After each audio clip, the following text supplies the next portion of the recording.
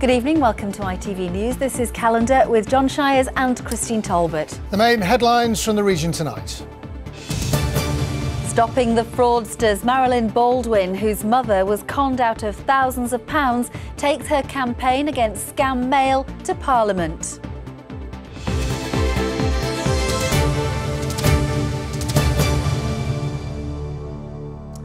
First tonight, the continuing campaign fought by a woman who says the stress caused by scam mail contributed to her mother's death. Marilyn Baldwin's mother Jessica died after she'd been conned by a scam which cost her tens of thousands of pounds. Well, today Marilyn from Chesterfield was in Westminster, where the government has been urged to bring in tougher laws to tackle the issue.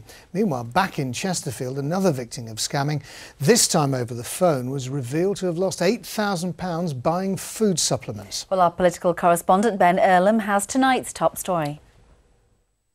30,000 scam letters helped con Jessica Look out of £50,000 in savings, but her daughter believes the real cost was far greater.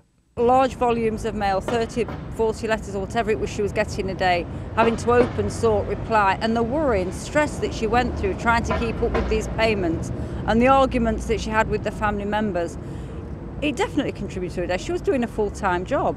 Jessica died in 2007 at the age of 83. Marilyn from Chesterfield now fights for those who fall victim to the fraudsters, with a will that today took her to Westminster, where ministers were told about her work, inspired by the misery of her mother's final years. Marilyn Baldwin from Think Jessica is passionate about getting Jessica's scam syndrome recognised as a mental health condition. Those referred to as having Jessica's scam syndrome would be people trapped in the delusional world created by the scammer. MPs here all had stories of similar scams and called for a crackdown, and for Royal Mail to have the power to identify and flag up potential victims. Just flag them up, not open them, not remove them, just a system in place where the right sort of help can go to these victims. Scam telephone calls were also raised here today. They are, those are £8,000 worth of tablets. That's how much has been taken out of Phyllis Smith's bank account for these food supplements she didn't even order. Last February, shortly after her husband died, the 85-year-old was persuaded to buy a small supply. But over the past year, there have been regular deliveries to her Derbyshire home. Extortionate amounts of money have been taken without her knowledge. She was charged £65 for just one of these small containers. It was only yesterday, when Phyllis's son, John, saw her bank statements, that he realised what had been going on. A lady phoned me and just said, what she was selling, these vitamin pills, and she just said, you want to have them, Philly, they'll do you a lot of good.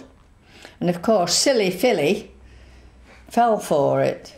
Back in Westminster, ministers were unconvinced about the idea of interception. I do disagree that the way to do it is to put an extra onus on Royal Mail staff, frontline staff, to have a responsibility for identifying this and then for opening and intercepting the mail. I think that kind of approach might be too heavy-handed to deal with this and have a whole raft of unintended consequences. No, I'm not happy with what the Minister had to say. I think we're no further forward. If the Royal Mail posties can't flag up chronic victims that are getting 40, 50, 60, up to 100 letters a day, then this country's got a really big problem.